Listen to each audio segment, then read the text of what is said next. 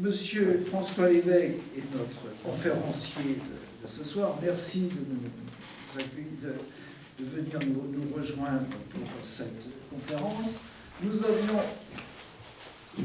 envisagé le thème de notre conférence de ce soir en mai ou juin pour parler des marchés de l'électricité. Je ne pensais pas que le sujet allait être d'une intensité, d'une actualité aussi prégnante que on le voit aujourd'hui. Alors, l'écueil quand même au niveau français des 3 dernières années, c'est que quand même la production nucléaire française, elle est passée en gros de 400 TWh à 300 TWh. On va parler dans le détail de tout ça, mais c'était quand même inattendu, ce passage de 400 à 300. Alors le diviseur est plus faible, donc le coût de production est plus élevé, enfin pas de façon dramatique parce qu'il y a beaucoup d'investissement qui est dans le coût du nucléaire. Mais cette question, je la relie au marché de l'électricité. On a vu certains Européens, en particulier côté allemand, dire que si le marché de l'électricité s'envole, c'est parce que la production nucléaire française est en baisse, et donc c'est la responsabilité des Français si le marché de l'électricité s'envole à 2 000, 3 000, 4 000 euros du mégawatt. Donc, je pense qu'on aura l'occasion d'en parler, mais je voulais faire ce lien avec la conférence de ce soir. Les prix de vente particulièrement élevés qui sont observés à certains moments, certaines heures sur le marché de l'électricité, auraient-ils une liaison avec les difficultés de la filière française à fournir actuellement les 400 TWh. Alors, professeur Lévesque, vous êtes économiste, professeur d'économie à Mines ParisTech, PSL, l'Université de Paris des sciences et des lettres. Bon, anciennement, c'était l'école des mines de Paris, ça s'appelait. Voilà, alors c'est très compliqué parce qu'en fait, c'est plus Mines ParisTech, voilà, on va oublier. Et c'est redevenu École des mines de Paris ou Mines Paris PSL. Voilà. D'accord. Et donc, je dirais que votre centre d'expertise depuis très longtemps, c'est l'énergie, la concurrence, la propriété intellectuelle. Vous êtes membre du conseil scientifique d'EDF, donc vous avez, on peut constater une proximité avec le nucléaire, et vous avez publié beaucoup sur le nucléaire. Et je voudrais dire, de ce que j'ai lu de vos textes et des commentaires qui ont été faits, vous ne vous présentez pas comme étant spécialement pro-nucléaire et vous ne vous présentez pas comme étant spécialement anti-nucléaire. Donc vous faites part des incertitudes, des doutes que vous avez. Vous avez écrit un livre qui a été important sur nucléaire on-off, l'analyse d'un pari. Vous l'avez intitulé comme étant un pari. Alors, ce soir, on ne va pas repasser tout ce que vous avez écrit, j'écrirai depuis de longues années sur le nucléaire, mais par rapport à la question de ce soir des marchés d'électricité, on peut dire que vous avez été présent dès le début, puisque la commission Champsaur, en 2009, vous avez fait un premier commentaire sur les pistes qui étaient fournies par la commission Champsaur. Bon, pour la petite histoire ou la grande histoire, la commission Champsaur a débouché sur la loi NOME, N-O-M-E, donc qui a mis en structure législative les pistes qui étaient suggérées par la commission Champsaur. Et très tôt, vous avez écrit également sur les difficultés qui pouvaient se présenter en appliquant la loi NOME. Vous avez parlé des incertitudes et vous avez écrit sur les incertitudes du nucléaire, la sûreté du nucléaire. Vous êtes même allé jusqu'à faire un lien entre les commissions locales d'information à un moment et la sûreté nucléaire. Alors, vous avez dans la salle certains membres de CLI, on pourra éventuellement en reparler ensemble. Et ce qu'il y a d'important, à mon avis, c'est donc le caractère de neutralité, si je peux dire, que vous utilisez, mais vous avez sur la partie marché de l'électricité écrit en 2017 sur un blog. Alors, est-ce que c'était un post précurseur? Vous avez écrit « La dégringue des marchés de l'électricité ». Ça a été écrit par le professeur Lévesque en 2017. Alors, le contexte était différent de celui d'aujourd'hui, mais c'est dans un langage peu académique, finalement, que vous avez décrit la situation de 2017. Alors, ce soir, on n'est plus à parler, comme en 2017, de 30 € du mégawattheure ou de 120, comme c'était le cas à l'époque, mais là, on est dans des choses complètement différentes et on a changé d'échelle. Et professeur Lévesque, moi je vous invite à nous expliquer un petit peu la situation, regarder d'où on part, comment on est arrivé là, et puis évoquer éventuellement les pistes, les moyens de levier dont on dispose au niveau de l'Europe, au niveau de chaque État, pour que, je dirais, c'est notre objectif, le prix de vente de l'électricité soit pas trop éloigné finalement du coût de production de l'électricité. Je dirais que ça me paraîtrait très sain si on arrivait à une situation de ce genre. Professeur Lévesque, je vous laisse la parole. Merci beaucoup. Moi, je suis très heureux d'être parmi vous ce soir. Très heureux de venir à Versailles aussi. Ça n'arrive pas toutes les semaines ou encore moins tous les jours. Très heureux d'une réunion de la SFEN, qui est une société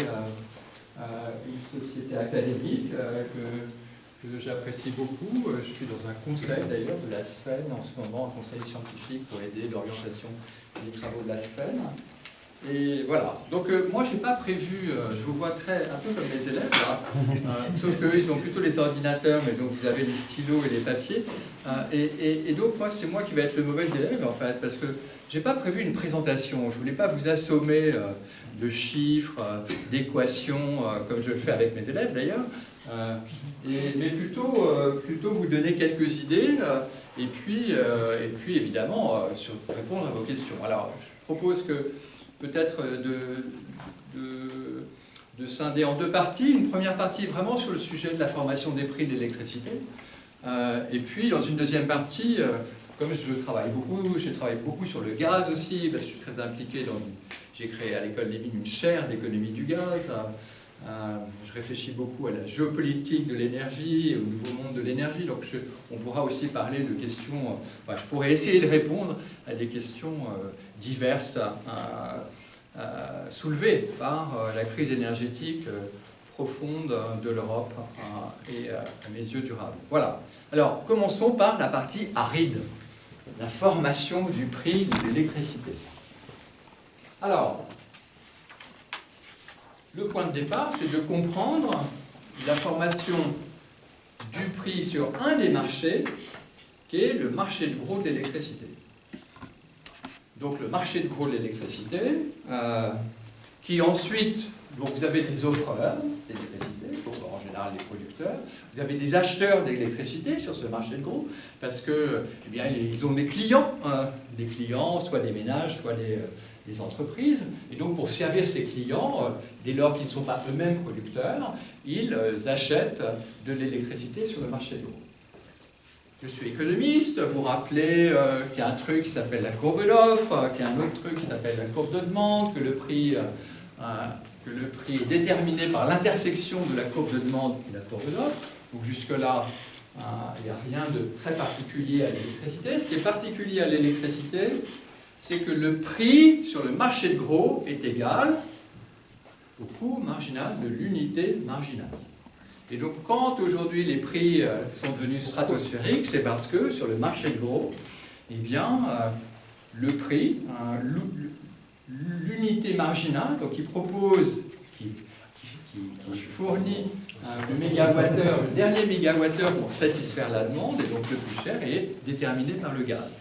Donc, ce sont les centrales à gaz, c'est le coût marginal d'une centrale à gaz qui détermine le prix sur le marché de gros. Et le coût marginal du gaz est très très élevé, puisque en fait une centrale thermique à gaz, c'est surtout du coût marginal. Il y a évidemment du coût fixe, il faut quand même, mais c'est surtout le prix du gaz qui va jouer sur la centrale thermique à gaz. Bon. Donc, particulier à l'électricité, mais pas que, parce que le café, le soja, le pétrole, c'est un peu pareil, vous allez voir pourquoi. Il y a la courbe d'ordre du mérite. Donc, à quoi ressemble l'offre? Donc le marché de gros, simplifions, c'est des offres et des demandes la veille pour le lendemain. Donc, il y a des gens qui proposent, donc ici j'ai des quantités, ici j'ai le prix, il y a des gens qui proposent telle quantité à, je ne sais pas, 10 €, et puis après, c'est une autre quantité, et puis après, c'est encore une autre quantité plus chère, et puis après, ça va être une quantité, et voilà. Donc vous avez des marges escaliers qui correspondent à la courbe d'offre. D'accord? Parce que là, vous avez, par exemple, les renouvelables. D'accord? Ici, vous allez avoir, par exemple, le nucléaire. Ici, vous allez avoir d'autres... Vous pouvez avoir du charbon. Après, c'est compliqué parce qu'il y a aussi, entre là-dessus, on est sur des coûts marginaux, les permis d'émission négociables, donc le prix du carbone, mais compliquons pas. Donc vous avez une courbe d'offre qui ressemble à ça. Et donc c'est les coûts croissants pour répondre à la demande. Ça, c'est la courbe d'offre. Voilà. Donc moi, ben voilà, si demain, moi je suis capable, demain je propose 20 MWh à 120 €. Et après, il y a la courbe de demande. Vous avez des demandeurs pour acheter de l'énergie pour le lendemain. Et la courbe de demande, elle va être par exemple ça. Mais c'est des courbes de demande et d'offres d'heure en heure, d'accord? Et donc, voilà votre courbe de demande. Et donc le prix, pour cette heure-là, pour cette courbe de demande, pour satisfaire la demande, le prix, c'est celui-là. C'est bien le coût marginal de l'unité marginale. C'est le coût de la centrale qu'il faut faire fonctionner pour satisfaire la demande le lendemain entre 8h et 9h ou entre 12h et 13h. Mais évidemment, cette courbe de demande, elle bouge d'heure en heure. D'accord? Donc si par exemple il y a un match de foot le soir très populaire, eh bien il y aura une forte demande d'électricité. Et d'ailleurs, pendant la mi-temps, ça va redescendre parce que tout le monde arrête de regarder la télévision, par exemple. Mais donc, et puis le matin ou à différents moments de la journée, vous allez, votre courbe de demande, elle se balade comme ça. Et donc le prix d'heure en heure n'est jamais le même sur le marché de gros. Vous comprenez que ce prix, il est offert à tous. Il est offert à celui-là. Si celui-là, il a un coût de 10 € du mégawattheure et que P c'est 100 € du mégawattheure, eh bien, il va vendre à 100 € du mégawattheure. D'accord? C'est ce qu'on appelle la rente inframarginale, mais peu importe le genre. Et ça, c'est ce mécanisme-là du marché de gros. Il faut être admiratif. C'est d'une beauté, c'est d'une efficacité. C'est une espèce de chef-d'œuvre. Pourquoi c'est une espèce de chef-d'œuvre? Parce que ce mécanisme, il fait que la demande est servie en minimisant le coût pour les consommateurs, en minimisant le coût de production plus le coût de transmission. D'accord? Au lieu de dire demain, c'est telle centrale qui, parce qu'elle est à 50 km de Paris, un grand lieu de consommation, ben c'est cette centrale qui va fournir Versailles. Ben non, s'il y a une centrale qui est à 300 km, qui a un coût beaucoup plus faible pour produire le mégawattheure, c'est celle-là qui va être appelée. D'accord? Donc c'est le dispatching. Ce marché, il assure d'aller chercher et de se fournir en minimisant le coût de production plus transport. C'est un marché, oui, je finis juste la phrase, c'est un marché d'allocation de la rareté, donc ça, vous savez que l'économie, c'est l'allocation des ressources rares, donc c'est un marché qui alloue la rareté à court terme. Ce qui est fondamental, c'est que ce marché, il envoie les bons signaux de court terme. de court terme, c'est-à-dire la veille pour le lendemain, pour le coup.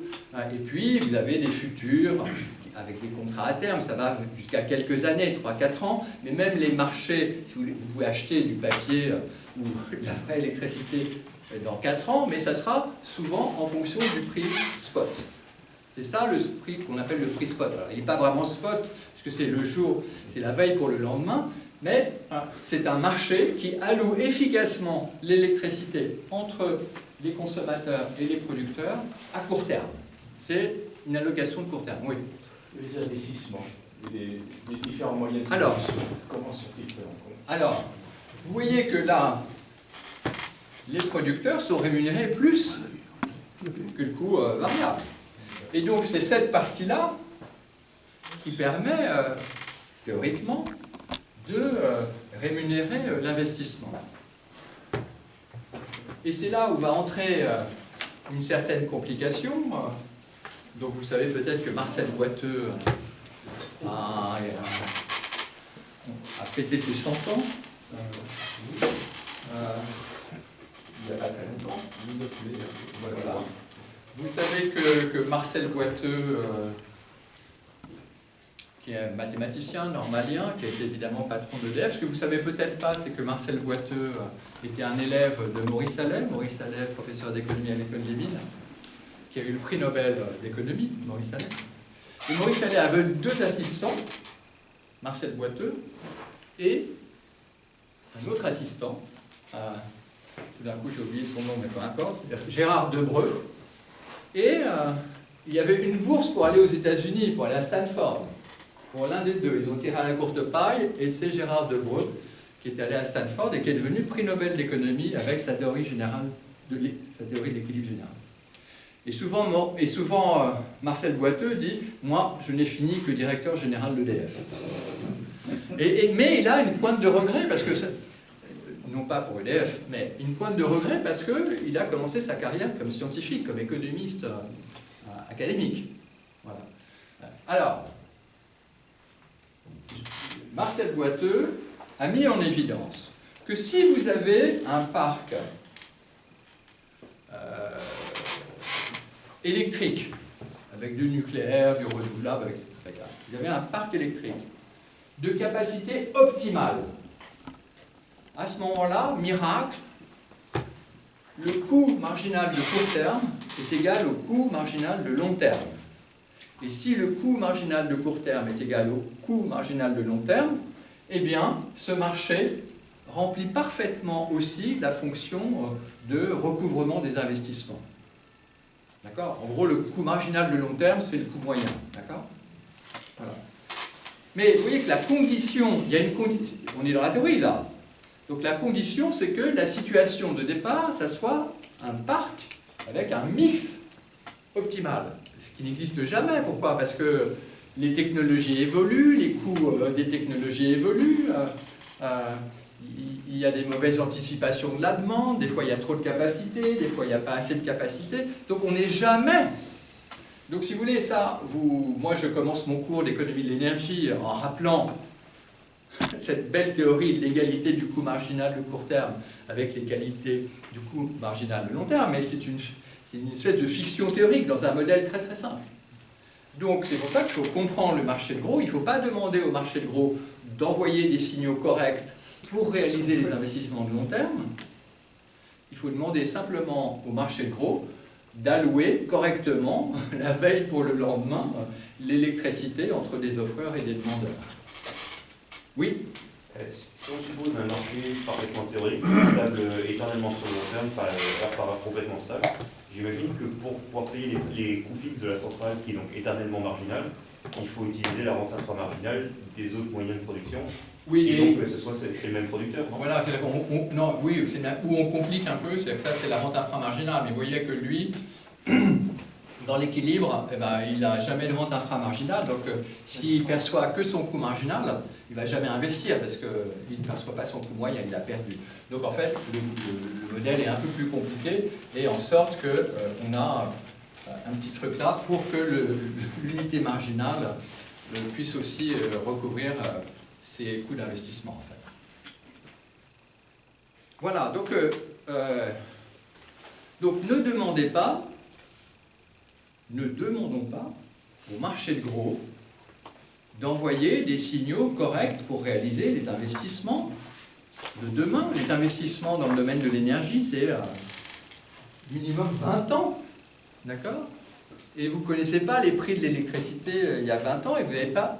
Et ce marché-là ne délivre, il délivre même pas un bon signal après 3-4 ans. Enfin, même déjà à 3-4 ans, c'est pas un très bon signal. Vous voyez? Donc il ne faut pas demander... Donc il y a beaucoup de gens qui disent « Oui, mais le marché de l'électricité, ça ne va pas parce qu'il n'envoie pas les bons signaux pour réaliser les investissements. » C'est vrai, mais il n'est pas fait pour ça et il ne peut pas le faire. Donc il ne faut pas lui reprocher ce qu'il ne peut pas faire. Et je disais que ça, c'est un peu particulier de l'électricité, mais c'est le cas général des commodités. Si vous prenez de l'aluminium, eh bien, ou du pétrole, eh bien, les courbes d'offres, elles sont en escalier, parce que vous avez des gisements d'Arabie Saoudite, si vous prenez le pétrole, elle est, je sais pas, à 8 $, le coût d'extraction du baril à 8 $, et puis le offshore profond, vous êtes à 120 ou 150 $. D'accord? Et donc, à chaque fois, ce qui caractérise les commodités, c'est que vous avez des prix très différenciés d'une mine à l'autre, par exemple, ou d'une centrale thermique ici à l'autre, enfin, selon les technologies. Et donc, ce phénomène, cette rente, vous la retrouvez sur le pétrole, d'accord? Et Patrick Pouyanné, il ne prend pas ses décisions d'investir sur un terminal gazier, sur une plateforme pétrolière, en fonction du prix du marché du pétrole. Le Brent, le prix sur le Brent, vous les connaissez, les marchés du pétrole. Bah, il n'envoie pas de bons signaux sur les bons signaux sur le long terme. Il ne vous permet pas de dire, ben voilà, le Brent à 15 ans il vaut tant, et donc je vais faire mon investissement parce que mon coût d'investissement il est inférieur au prix du Brent dans 15 ans. Personne ne connaît le prix du Brent dans 15 ans. Et donc, et c'est pareil pour le cacao, c'est pareil pour le soja, c'est pareil pour l'aluminium, c'est pareil. Oui, il n'y a pas de marché de commodité. Donc c'est toujours un pari que de réaliser l'investissement et fondé sur des croyances. Alors croyances pas au sens religieux mais au sens de belief. C'est voilà, je pense que à l'horizon 20 ans je fais des scénarios. Il y a plusieurs scénarios possibles sur le prix du pétrole. Il y a parce qu'il y a plusieurs scénarios sur l'évolution des technologies d'extraction. Il y a plusieurs scénarios sur la vitesse de la transition énergétique. Il y a plusieurs scénarios sur tout ce que vous voulez, et donc c'est en fonction de ça, mais c'est pas en fonction, c'est pas le marché qui vous envoie un signal fiable pour réaliser un investissement de long terme, et ça c'est dans aucune commodité. Donc ne demandez pas à ce marché de faire ce qu'il n'est pas capable de faire. Oui. Vous vouliez poser une question? Non? C'est à un certain moment. Oui. Donc en fait, c'est pas pour certaines demandes, c'est pas immédiat. Bon, vous parliez de matières premières et tout ça. C'est pas une demande ponctuelle. C'est pas la veille pour le lendemain. Voilà, c'est ça. Non, mais c'est un contexte un peu différent. C'est un contexte différent, mais la caractéristique, il y a deux caractéristiques que l'électricité partage avec d'autres commodités. La première, c'est que c'est un bien indifférencié. Hein, alors effectivement, on cherche de faire de l'électricité verte. Enfin, l'électron, c'est l'électron. Hein.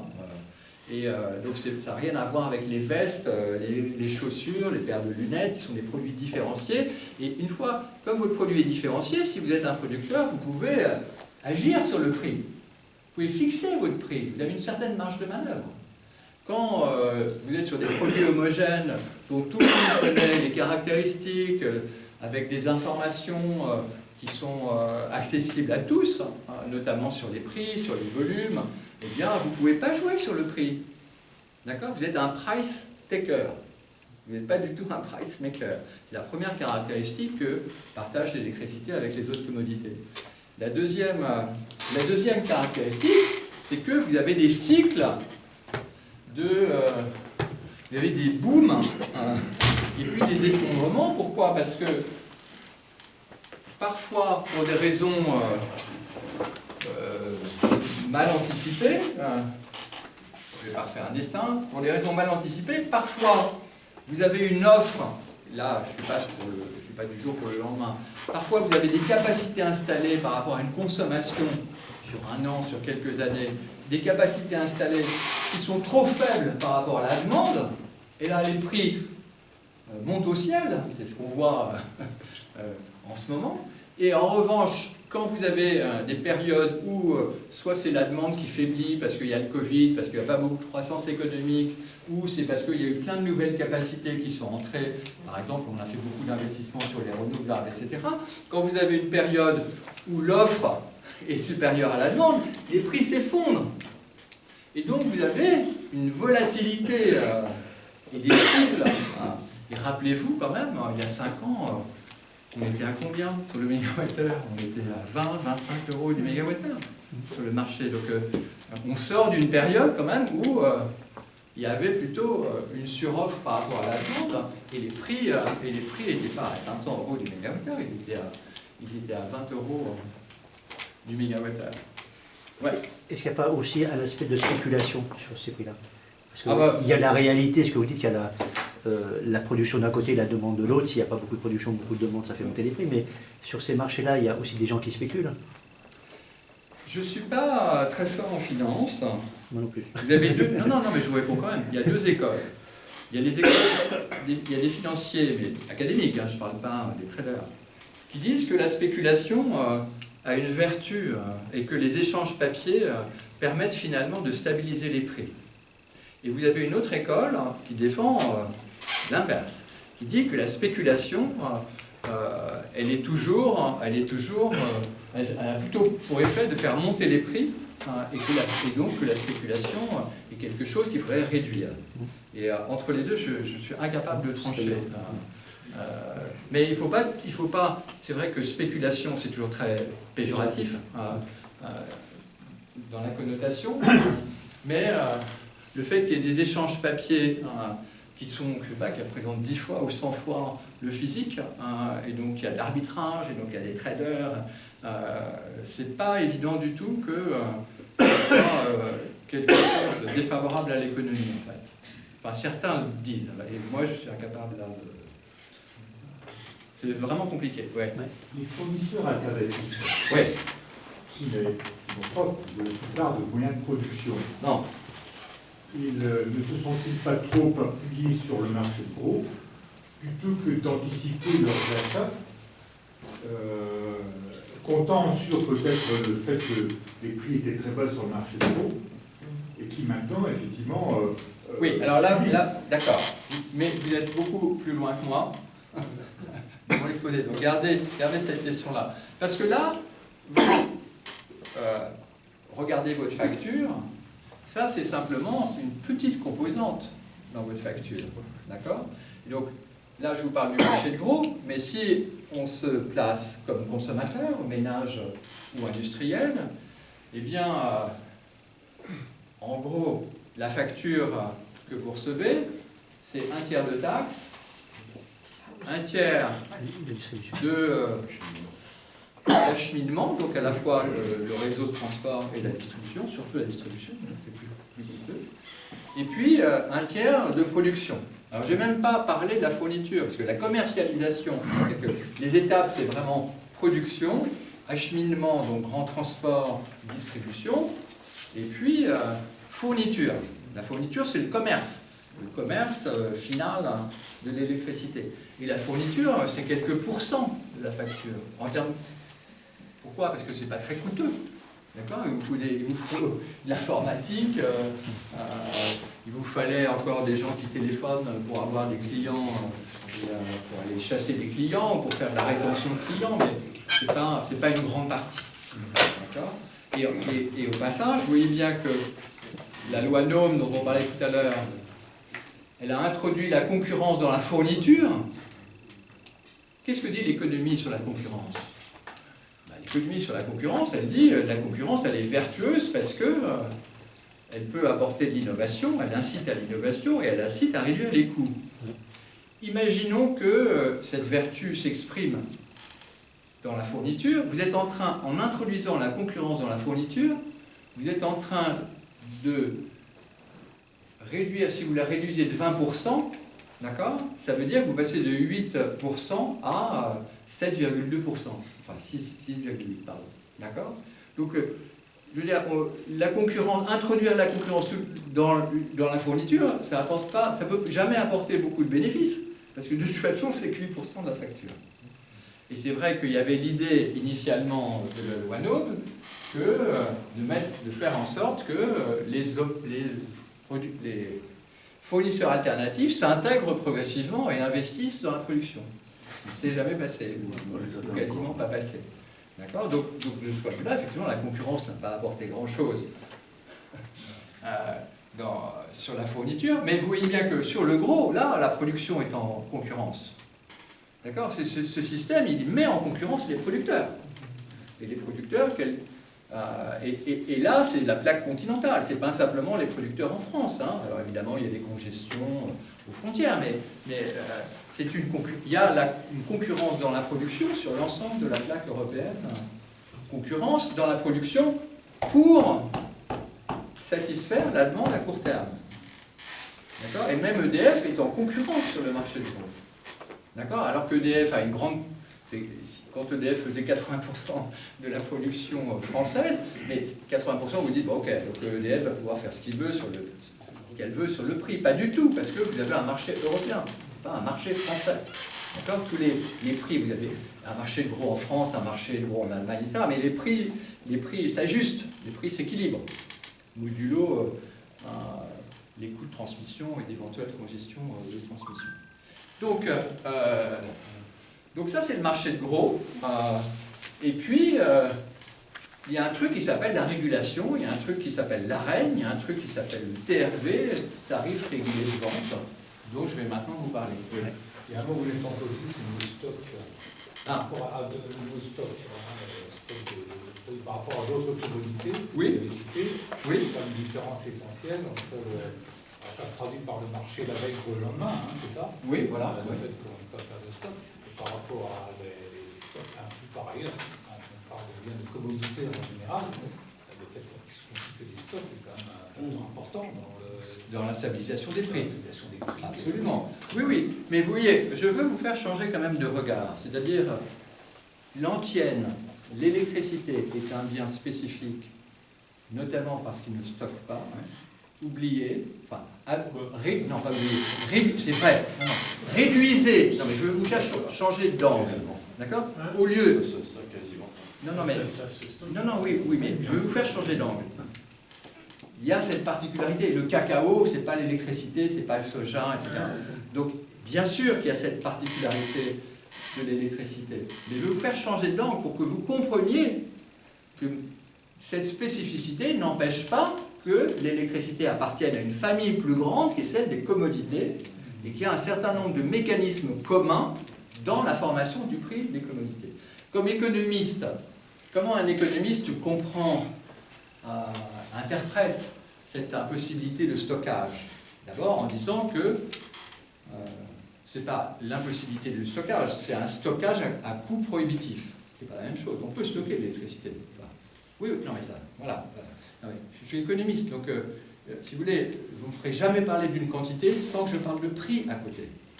Beaucoup. Donc, et d'autre part, comment ça se traduit? Ça se traduit par une inélasticité de l'offre et de la demande au prix.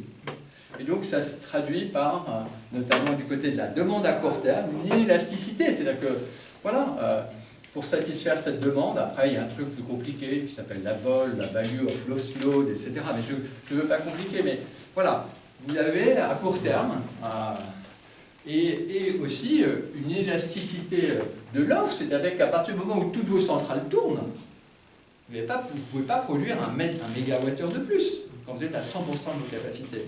Alors vous pouvez peut-être en produire, si vos capacités sont à 100, vous pouvez peut-être aller à 101, peut-être à 102. Mais si vous faites ça tous les jours, vous allez bousiller toute votre centrale thermique. D'accord? Voilà, donc c'est comme ça que je vous passe la vision d'un économiste. Mais c'est vrai qu'on a toujours, y compris chez les économistes, on a toujours des réflexes pro-dobo, on a toujours des visions en silo, on est toujours très content de dire que l'économie, c'est une science spécifique. Alors, moi, je suis capable de dire ça devant les sociologues. Pourquoi? Parce que l'économie s'appuie sur des mathématiques. Voilà. Ce que font un peu moins quand même les sociologues. Mais donc tout le monde a cette tendance à mettre en évidence la spécificité. Mais prenez de la distance aussi. Prenez de la distance et c'est important de voir que l'électricité est un bien, une marchandise particulière, notamment parce que le coût du stockage est productif. Mais ça se traduit par la pente de votre... Ben voilà, oui, voilà. Bon, donc, mais les Français sont très protégés de ces fluctuations. Parce qu'il existe un régulateur, parce que pour partie le prix est régulé, et en France il est doublement régulé. Il y a un prix administré de gros de l'électricité, qui s'appelle l'AREN, et il y a un prix administré de détail qui s'appelle le tarif réglementé de vente. D'accord ? Et donc dans votre facture, et c'est là où on commence à avoir une espèce d'usine à gaz, la CRE, dont vous avez entendu parler, donc la Commission de régulation de l'énergie, donc vous avez le TRV, le tarif régulé de vente, et donc ça c'est un tarif administré, et c'est la CRE qui le détermine. En fonction, il y a une couche qui est l'AREN, j'ai oublié un H. Excusez-moi. Oui. Vous utilisez pas mal de sigles, Ouais. tout le monde ne les comprend pas. D'accord. Loi NOM, AREN. D'accord, donc la loi NOM, c'est une nouvelle organisation du marché avec l'électricité. Donc c'est une loi 2004 2010, oui, 2010, voilà. Et l'AREN, c'est l'accès régulé à l'électricité nucléaire historique. Donc pendant un temps, et en fait c'était avant Ségolène Royal, où le ministre de l'Environnement est aussi en charge de l'énergie, le TRV, et donc pour les ménages, pour les ménages et un peu pour les artisans, pour les petits consommateurs, c'était de l'AREN, et donc c'était 42 € mégawattheure. Donc ça c'est un prix administré, c'était le prix en 2010, non, c'est ça? Voilà. Bon, qui a été déterminé. Et puis après, vous avez un prix régulé qui est le prix de l'acheminement, parce que l'acheminement est en monopole et donc c'est régulé, c'est un tarif régulé pour faire en sorte que tout le monde puisse être sur un pied d'égalité lorsqu'il utilise la distribution, les réseaux de distribution, plus une marge de commercialisation, et donc vous empilez ça et ça donne le TRV. Ça donnait le TRV. Donc là, il n'y a pas de prix de marché. D'accord ? Dans le tarif régulé de vente avant Ségolène Royal, le consommateur, le ménage, est protégé du marché. C'est étanche. Et puis, je vous parlais d'une période de prix bas. Le prix était tellement bas qu'il était même inférieur à l'AREN. Et à ce moment-là, les politiques se sont dit, oui, mais il faudrait quand même faire profiter les consommateurs de cette période de prix de marché faible. Et donc, on va mettre une dose de prix de marché dans la composition du tarif réglementé de vente. D'accord ? Avec l'idée, vous voyez bien que si vous introduisez une composante prix de marché, et que le prix de marché est à 20 € du mégawattheure, le TRV sera plus faible, parce qu'au lieu d'être uniquement à du 42 € du mégawattheure, vous rajoutez une quantité qui est à 20 € du mégawattheure. Et donc l'idée, c'était, dans ce tarif, bon là je vous ai perdu là, ça devient un peu long en détail. Donc l'idée c'était, dans ce tarif qui était hors marché, on va instiller un peu de prix de marché, justement super, parce que le prix de marché à l'époque, il est inférieur à l'AREN. Non, ça... Je comprends pas. Enfin, la réalité est complètement inverse. Alors pendant des décennies, vous dites qu'effectivement on nous a dit que l'introduction dans le marché, etc., ça allait automatiquement faire baisser les prix. Et on voit le le contraire, absolument. Mais là, je ne crois pas du tout que les gens croyaient ça. D'abord, il y a très peu de gens qui croyaient ça, je pense.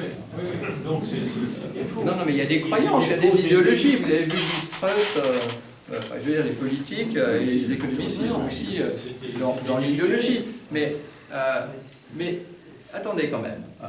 D'abord, la concurrence, elle ne fait pas baisser les prix, elle fait baisser les coûts.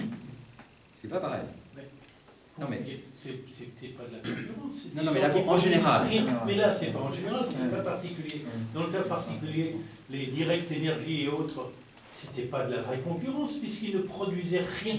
Ils facturaient ça. Voilà, donc, alors, bon, donc ça là, je vous explique. D'accord. Donc, d'abord, retenez quand même que pendant très longtemps, les ménages bénéficiaient d'un tarif régulé de vente, d'un tarif administré, très bas, qui était fondé sur l'AREN et qui n'avait rien à voir avec les échanges sur le marché spot. Et puis on a introduit une dose de prix de marché spot quand le prix était inférieur. Aujourd'hui, le TRV il augmente considérablement parce que cette dose-là, ce volume qui n'est pas énorme, il a un prix qui a décuplé. D'accord ? Donc ça, c'était sans doute pas la meilleure des idées rétrospectivement. Le TRV reste faible par rapport au... Alors, le TRV, parce qu'en plus, on a mis un bouclier tarifaire. Voilà. Bon, mais il faut comprendre, vous voyez que si on est sur le cas français, ce qui n'est pas du tout au Royaume-Uni. Au Royaume-Uni, il n'y a pas de tarif administré, il n'y a pas d'AREN, il n'y a pas de tarif de vente. Vous avez des fournisseurs qui achètent sur le marché de gros et qui proposent à leurs clients des contrats, voilà, y compris EDF Énergie, puisque EDF est énergie avec AY, et qui proposent des contrats aux clients, voilà, je vous fais un contrat annuel à tel prix, et peut-être c'est un contrat qui va être matiné, vous allez avoir peut-être des obligations de consommer moins si je vous le demande à certaines périodes, etc. Mais c'est un marché de contrat et les consommateurs anglais ne sont absolument pas protégés de la volatilité. Non, si, ils sont protégés. Non, ils sont absolument pas. En Espagne, c'est pareil. Ils ne sont pas protégés par un tarif administré de la volatilité sur le prix. Donc, oui. Si vous savez que la facture de quelqu'un en Angleterre, et le mégawatt, le kilowattheure qui est facturé, en tenant compte, oui, pas très longtemps. réel. Non, pas en temps réel. C'est-à-dire que, vous voyez bien que sur certains contrats, on peut imaginer un contrat ou même un Anglais qui a beaucoup de temps quand même. Il regarde le prix heure en heure et il se dit ah non, là, tac, il est monté à 100, je réduis ma consommation. Voilà. Mais en général, facialement, aucun consommateur ménage ne subit les variations de prix heure en heure. Parce qu'on lui propose, vous avez un fournisseur qui propose un contrat sur un an, et lui, il calcule. Lui, il a plein de clients, il a peut-être des moyens de production, il a des anticipations sur le prix marché de gros, il y a le futur, voilà. Et donc, il fait au client un contrat sur l'année avec tel prix. Voilà. Mais en général, le consommateur, il ne voit pas... voilà, à ma connaissance, il n'y a pas de contrat où, vous allez payer votre électricité différemment d'heure en heure. D'heure en heure, peut-être pas, mais de jour en jour, si, je crois qu'il y en a. Peut-être de jour en jour, oui. Oui, il y a des... Parce que vous avez une myriade de contrats possibles. Oui. Oui, c'était pour revenir au TRV et Ségolène Royal. J'avais compris qu'avant elle, une partie du TRV était indexée sur la maintenance des centrales nucléaires. Et que du fait qu'il y avait ce grand carénage qui se profilait, Ségolène Royal a pris peur. Enfin, Ségolène Royal, mais elle peut avoir peur, Ségolène Royal. Elle a pris peur de voir exploser le TRV. Je ne crois pas, franchement. Elle a pris peur de voir exploser le TRV parce que la maintenance des centrales nucléaires a augmenté énormément en termes de coûts. Donc du coup, elle a dit, il faut qu'on trouve autre chose pour indexer sur le TRV, et on va prendre le prix du gaz qui à l'époque était très, très bas. Est-ce que non, je ne pense pas que... c'est pas tout à fait ça. C'est que, en fait, si vous voulez, le point clé, effectivement, dans le détail, c'est sans doute pas loin de ce que je veux dire, mais le point clé, c'est que l'AREN était, donc c'est 100 TWh. L'AREN c'est quoi? C'est EDF 120 maintenant. a une obligation légale de vendre 100 TWh. 120. Enfin non, c'était, je suis encore dans le passé. De vendre, avait l'obligation de vendre 100 TWh à 42 € du mégawattheure à ceux qui le demandent. D'accord? Et donc les directs énergie et les fournisseurs alternatifs. C'était l'obligation à 42 €. Bon, alors pourquoi je dis c'était? Parce que ce 42 €, c'était il y a 15 ans, quoi. Et j'avais écrit que le 42 € ne bougerait jamais. Il n'a jamais bougé. Pourquoi j'avais écrit que le 42 € ne bougerait jamais? D'abord, le 42 €, il a été décidé dans une négociation, il a été décidé par le président de la République, il a été décidé par Nicolas Sarkozy, en écoutant le patron d'Engie et d'EDF. Donc c'est de la négo. Hein. Mais quel était l'intérêt pour ces gens-là, justement, pour EDF et Engie? Parce que Engie, qui fabrique du gaz, voulait avoir un prix très bas de l'électricité historique nucléaire d'EDF, et EDF voulait un prix de l'AREN le plus haut possible. Ben oui, mais 42, c'est pas très haut, justement, pour EDF. Ou alors, à Oui, l'époque, mais c'était haut. si je me souviens bien, Engie calculait que ça devait être 32 €, quoi. Bon, il y a une diffusion de marché de tapis. À l'époque, le coût de production était à 32 € du mégawattheure. Non, il n'était pas.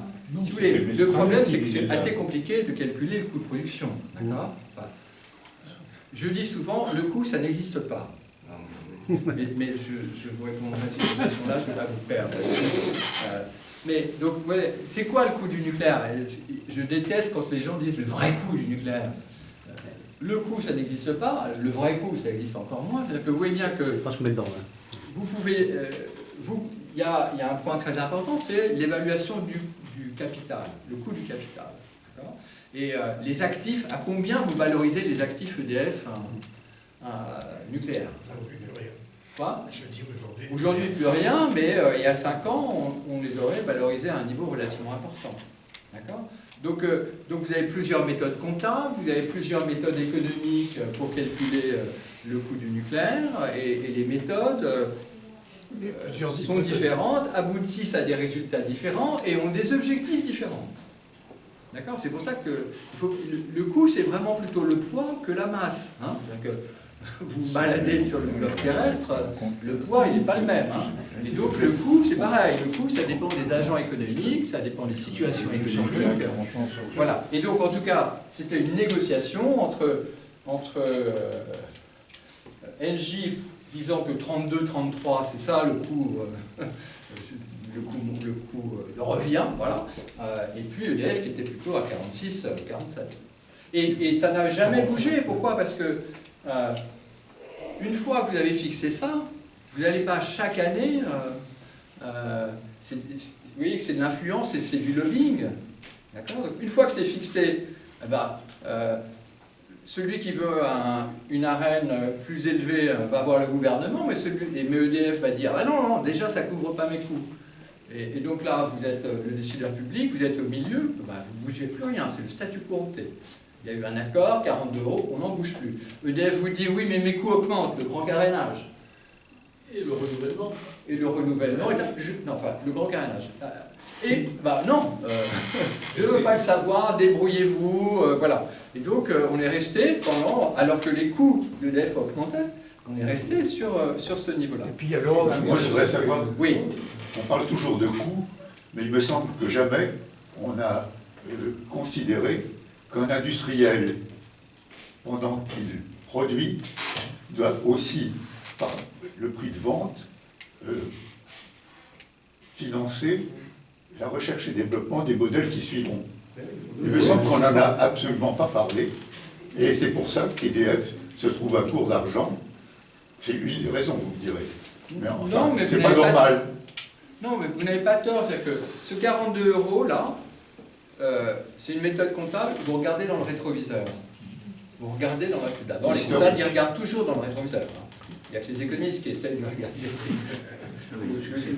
Si vous regardez le rétroviseur, vous ne tenez pas compte de la nécessité d'avoir un tarif administré qui prévoit de faire des investissements demain. Vous regardez, ça vous a coûté combien ça?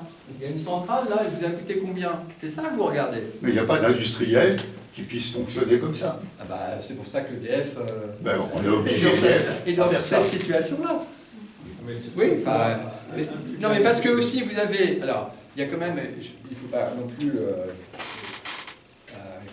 être caricatural sur le rôle du politique, mais il y a un consensus politique qui est que ce sont les consommateurs d'électricité qui doivent bénéficier des fruits de la décision d'avoir construit un parc nucléaire. Du passé. Voilà, ce sont les consommateurs. Ce sont longtemps, et donc encore il y a encore quelques années, longtemps, l'électricité nucléaire historique a permis à la France d'avoir un prix de l'électricité bas. Eh bien, les fruits de cette décision historique, le consensus politique a été que ce soit les consommateurs qui en bénéficient, les consommateurs et pas les contribuables. Je vous rappelle que vous êtes tous actionnaires d'EDF, même si vous n'avez pas d'action d'EDF.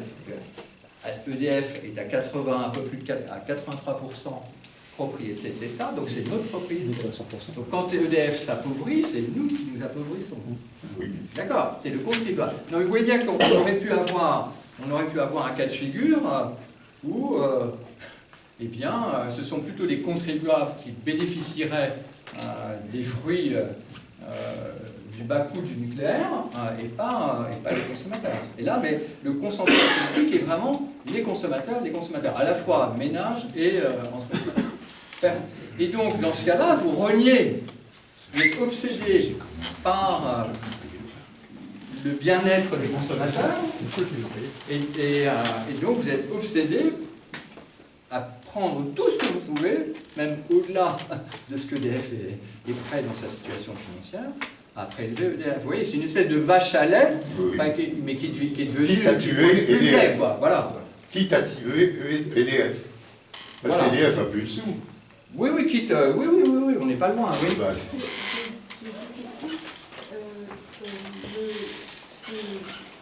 composante AREN par TRV, ça fonctionne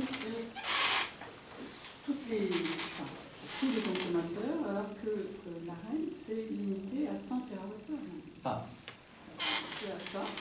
Et puis mon autre question, c'est quel est le pourcentage de la composante prix de marché dans le TRV? Très bien. Alors, la première question, donc initialement, donc je vais quand même actualiser, donc initialement on était à 42 € et 100 TWh, donc une obligation de 100 TWh. Et on est passé, il y a moins d'un an, à plus 20 €, plus 20 TWh. Donc l'obligation en volume est passée de 100 à 120 TWh. Et les 20 TWh de plus, ils sont à 46,5 €. Ça, c'est une autre négociation, c'est une autre décision. Et alors, c'était évidemment une décision très dure, parce que EDF était cabré, enfin vent debout contre la possibilité d'augmenter l'AREN en quantité, puisque déjà, EDF a du mal, enfin, perdre de l'argent, ça dépend comment vous calculez votre coût, mais c'est 42 €, c'est déjà pas beaucoup. Donc si vous faites 42 € pour quantité plus grande, vous allez, c'est pas dans l'intérêt d'EDF. Et même à 46,5, c'est toujours assez loin. Voilà. Donc ça, c'est la première question. La deuxième question, je n'ai pas la réponse précise, je suis désolé, en tête. Donc quelle est la part marché En fait, la part marché, si vous voulez, elle était avant les prix stratosphériques, c'est-à-dire avant juin 2021, on devait être à 20%, quelque chose comme ça. D'accord, dans le TRV. Mais maintenant, comme les prix ont été multipliés par 7, ce 20% par rapport à l'AREN, il est devenu très très élevé. C'est quand même bien le rôle de la Creuse d'évaluer ce tarif de l'AREN en s'appuyant sur les relevés du coût de la maintenance des centrales. La maintenance, c'est le combustible. Voilà, oui, mais pendant longtemps, la Creuse... C'est pas une politique, c'est d'accord, mais... qui doit... Oui, enfin, pendant longtemps, la Creuse la CRE d'abord ne pouvait faire qu'une proposition, et c'était le ministre qui décidait. Après, normalement, c'était la CRE qui calculait la décision, et puis le gouvernement ne suivait pas sur le gaz ou sur l'électricité, et c'était attaqué en Conseil d'État. Le Conseil d'État prenait comme décision que oui, il aurait fallu augmenter comme la CRE le demandait, et donc on va faire du rattrapage au cours des prochaines années. Ça s'est bien vu sur le gaz. Voilà, donc vous voyez, les politiques, ils cherchent quand même à trouver un trou de souris, comme on dit. Oui. Sur la reine, j'ai bien compris que ça s'appliquait à l'historique, enfin à la production historique. Mais c'est une décision purement française. Complètement. Il n'y a aucun lien avec l'Europe. Aucun. Aucun, mais elle a été négociée à Bruxelles, bien sûr. Elle a été négociée, mais il n'y a aucun autre pays. D'abord, il n'y a pas d'autres pays qui ont un tel mais ça n'a pas été imposé par d'autres. Je veux dire, c'est pas en contrepartie d'autre chose. Non. Pardon? C'est pas en contrepartie d'autre chose. Non. Non, pas vraiment. Donc ça, le gouvernement français peut l'éliminer quand il le souhaite. En fait. Absolument. Mais là, normalement, voilà, il peut l'éliminer. Mais c'est ça ma question. Mais bien sûr. La reine est une concession à Bruxelles. Non. Ah bon? Non, enfin, excusez-moi, je suis trop catégorique, mais il y a toujours un peu d'oreille. Effectivement, votre président a rappelé que j'ai beaucoup travaillé sur la concurrence, j'ai beaucoup travaillé avec les directions générales de la concurrence comme expert économiste, et on fait vraiment porter un gros chapeau à la direction générale de la concurrence et à Bruxelles. Ouais.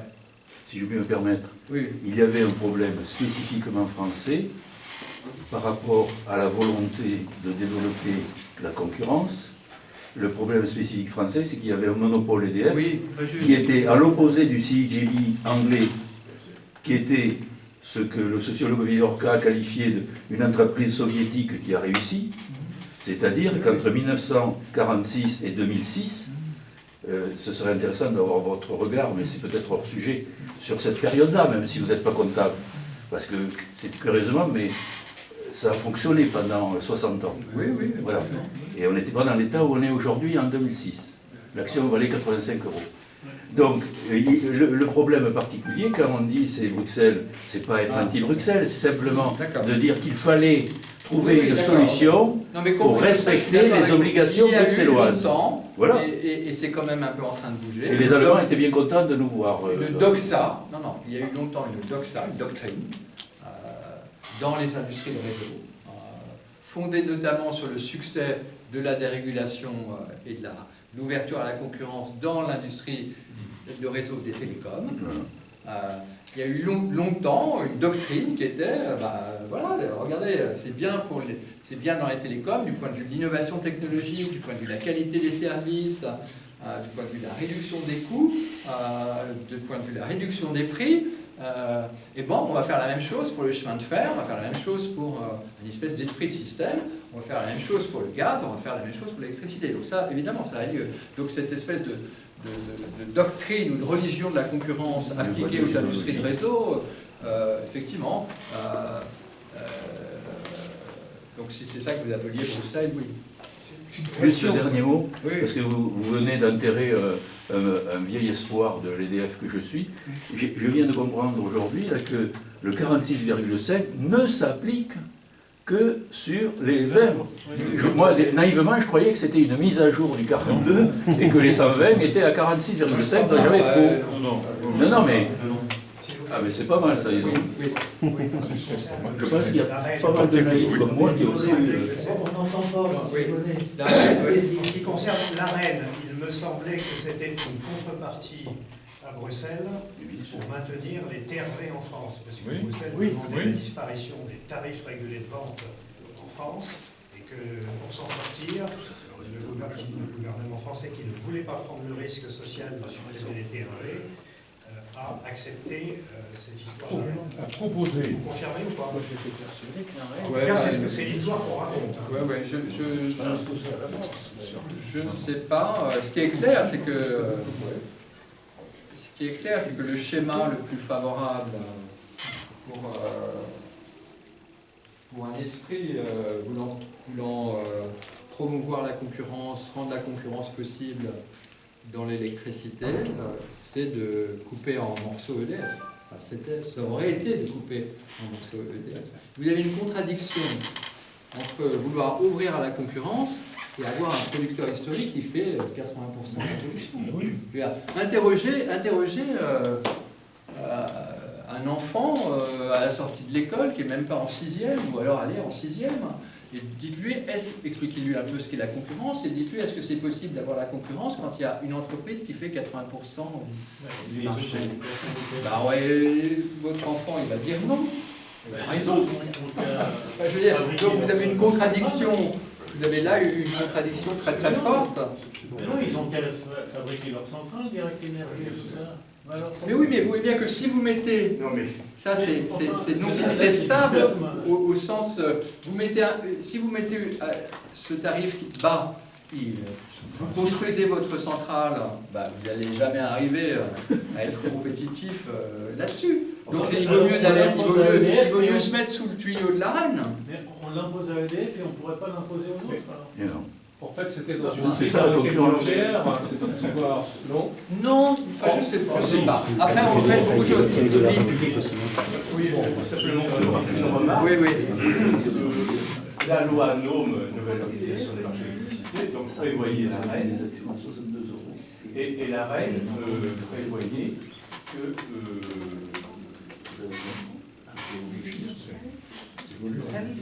notamment les entreprises alternatives devaient investir, en sachant que la reine quand même est valable jusqu'en 2025. Donc il y avait 15 ans pour cela.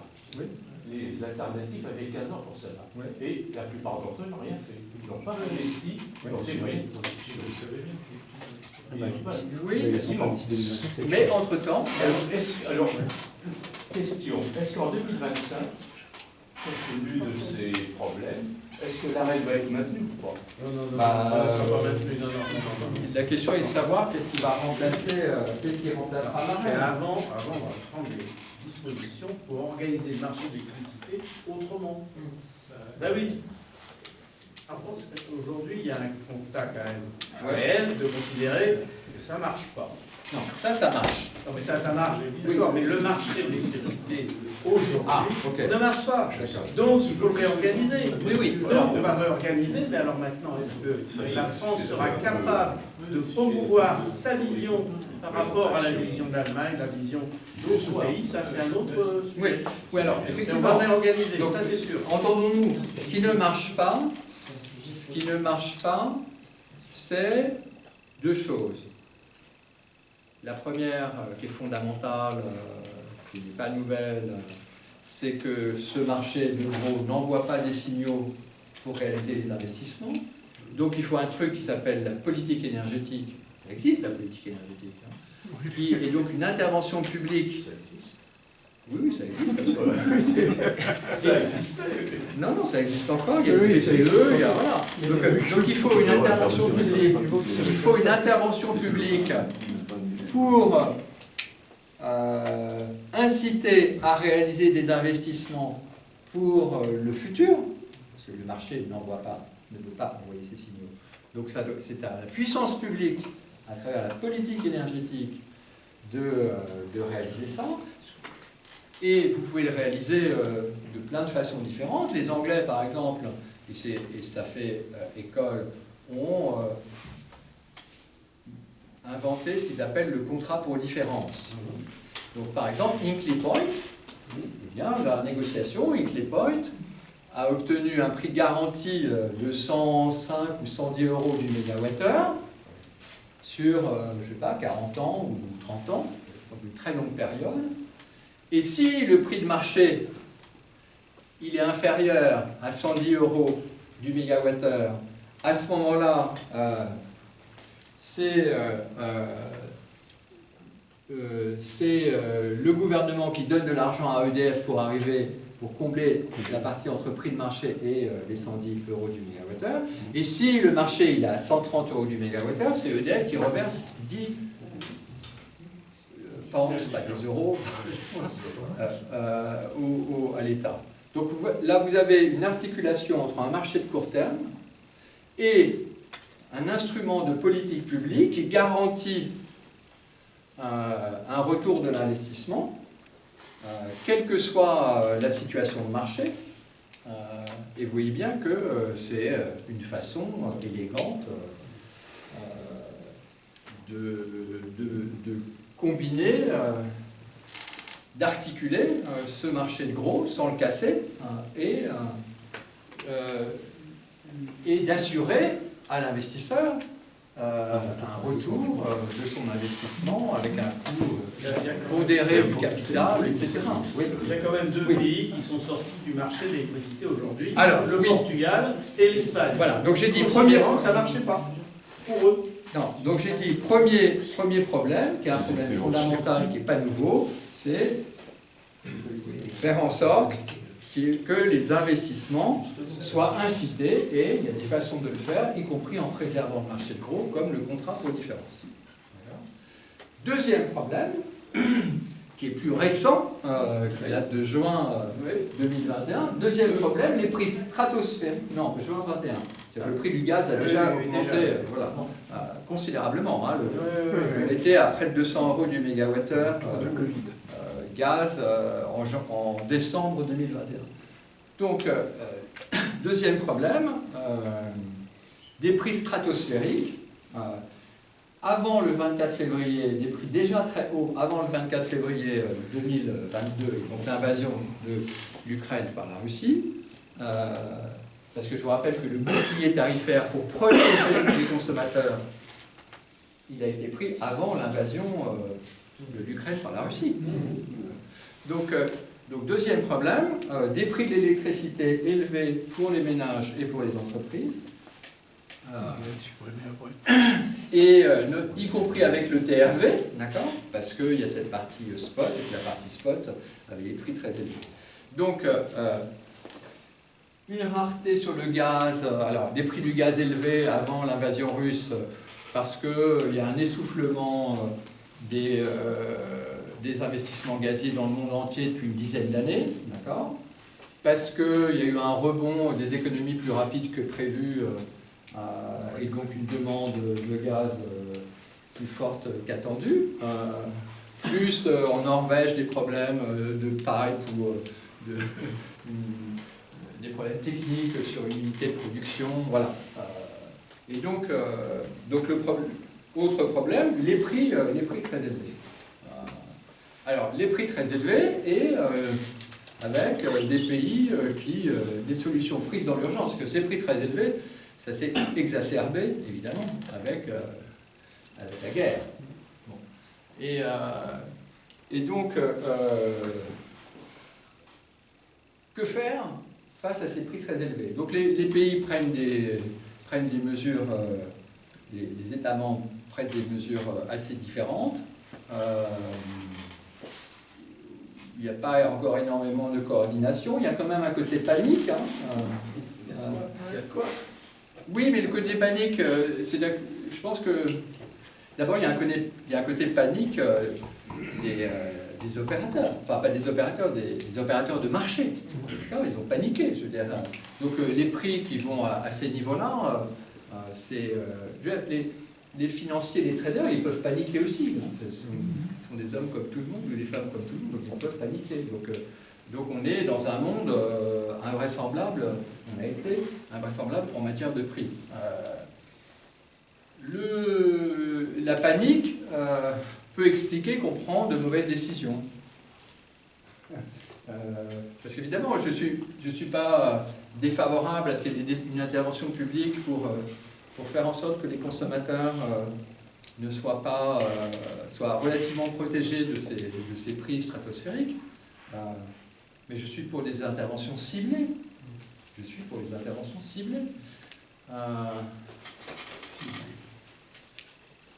Le bouclier tarifaire, je suis très content. Moi, j'ai une maison au bord de la mer, une résidence secondaire, j'ai un grand appartement à Paris, je fais partie des revenus élevés. Et ben, mon électricité, je suis protégé par le bouclier tarifaire. Donc, j'aurais très bien pu absorber cette facture beaucoup plus grande, beaucoup plus forte du prix de l'électricité, sans que ça ait changé mon confort, sans que ça ait changé... Mais j'en profite. Les 30 centimes sur l'essence, c'est pareil. Donc il faut les mesures ciblées en faveur des ménages à bas revenus, en faveur des ménages qui ont des consommations électriques très importantes parce qu'ils sont dans les passoires thermiques, etc. Il faut cibler les mesures. Il ne faut pas... Enfin, en tout cas, il faut... Là, c'est mon point de vue. Donc, ne prenons pas les mesures... L'Espagne et le Portugal qui sont sortis du marché très compliqué. Parce que quand même, ils ont quitté le marché de l'électricité. Ils s'isolent en arguant que la péninsule ibérique... On arrive vers la fin, c'est ça? Que la péninsule ibérique est assez éloignée de la plaque continentale. L'Italie, qui est un peu dans le même cas, ne l'a pas fait. Mais là, effectivement, c'est sauf qui peut. Et les Allemands ont décidé de lever par la dette 200 milliards d'euros pour protéger les consommateurs industriels et les ménages allemands de ce prix très élevé de l'électricité et du gaz qui va perdurer. Ouais. Je vais dire un gros mot, mais le système Inclepoint, c'est un prix administré. Inclepoint, c'est un système administré finalement. C'est l'État. Oui, c'est régulé. Oui, c'est régulé. Oui, c'est de la régulation. C'est ce qu'on fait pour les questions, Monsieur Poisson. C'est dommage. Moi, je suis prêt à faire un quart d'heure de plus quand même. La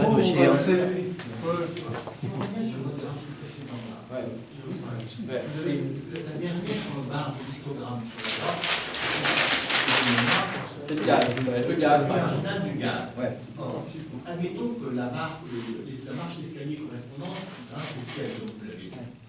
Néanmoins, les autres marches d'escalier ne bougent pas. Ouais.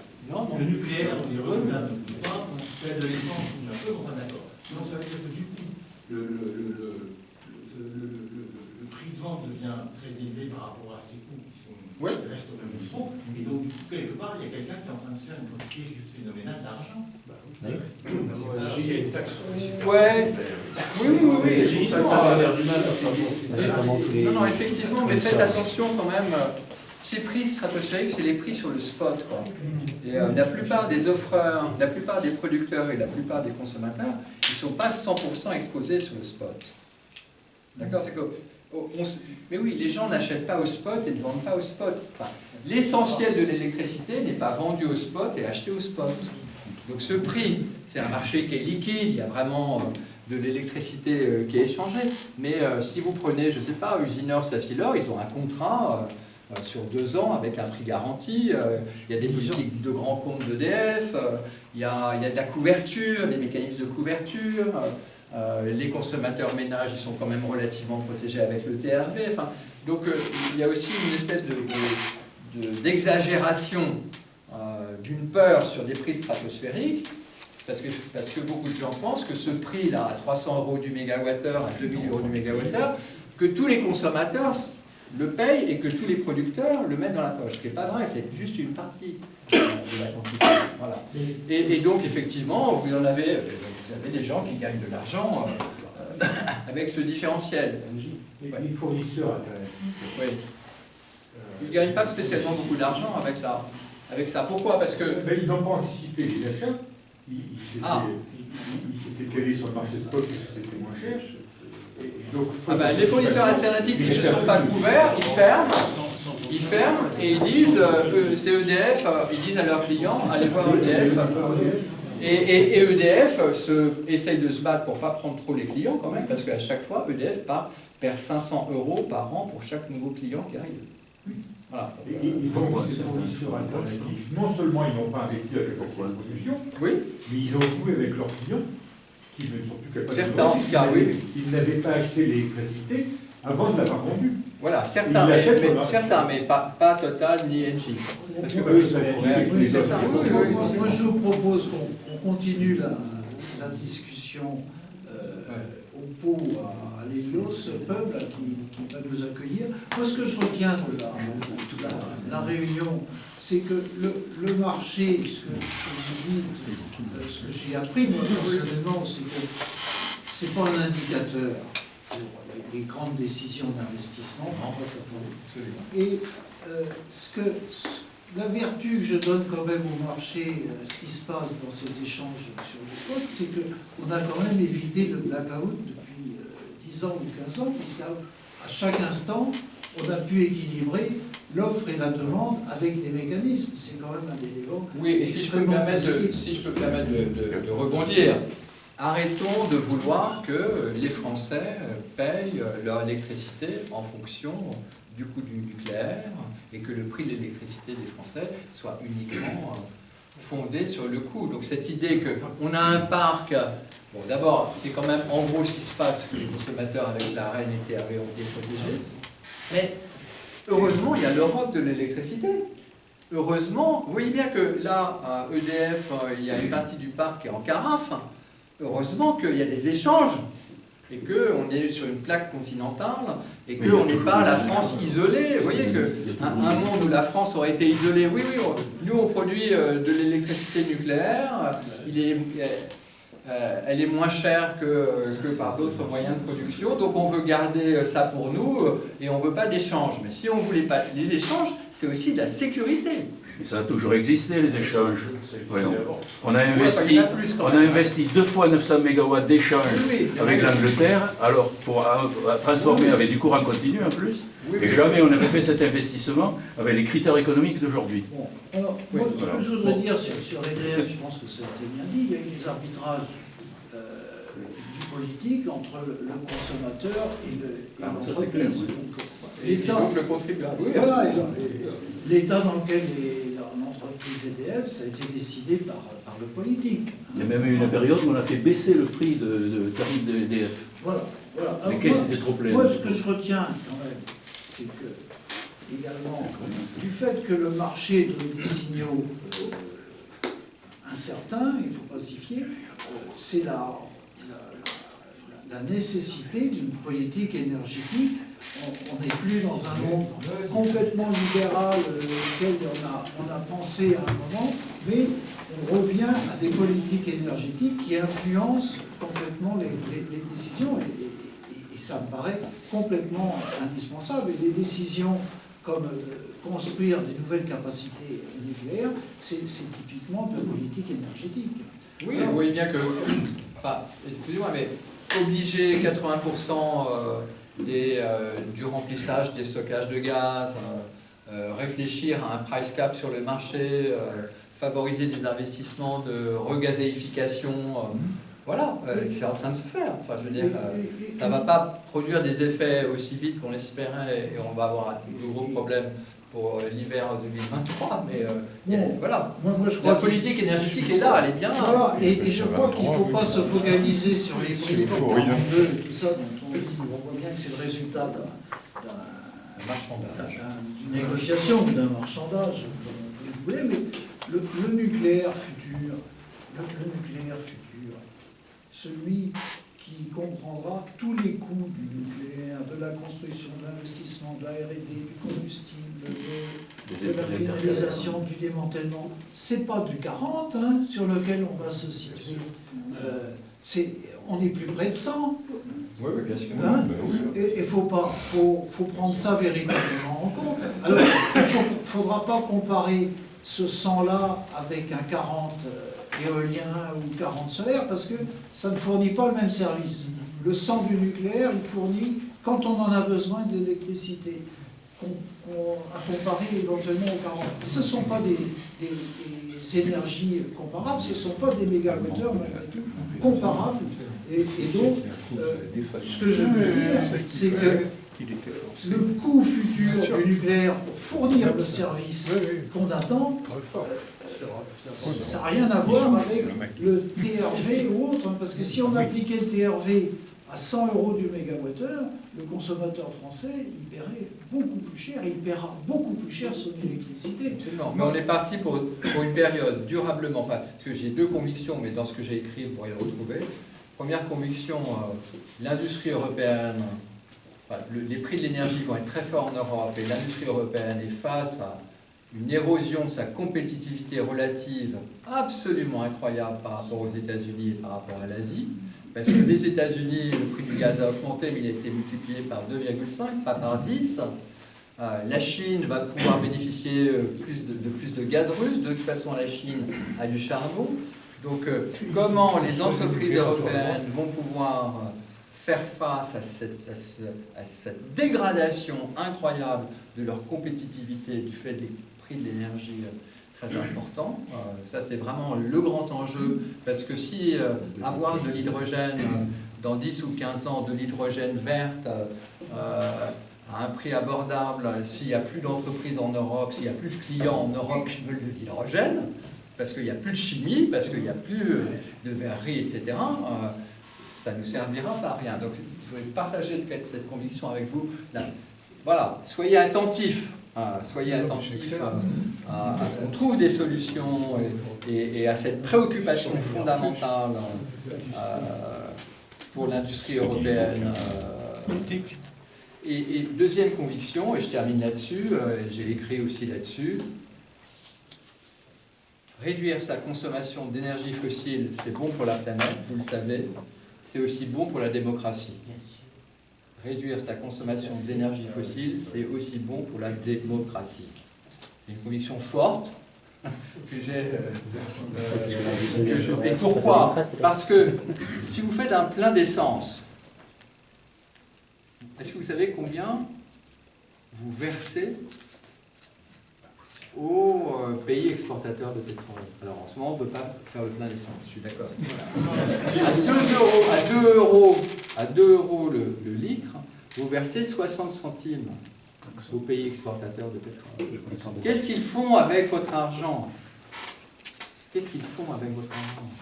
L'Arabie Saoudite fait la guerre au Yémen, l'Arabie Saoudite ne veut plus réduire sa capacité quand les États-Unis, enfin augmenter sa capacité quand les États-Unis la demandent, s'allie à Poutine, va héberger les Jeux Olympiques d'Asie, le Qatar. Bon. Donc je ne vous fais pas un dessin, mais voilà. Donc il faut y réfléchir. Voilà. Et la bonne nouvelle quand même, c'est que finalement on peut gagner sur 2 tableaux. Si on réduit sa consommation d'énergie fossile, c'est bon pour la planète et c'est sans doute bon pour la démocratie. Merci.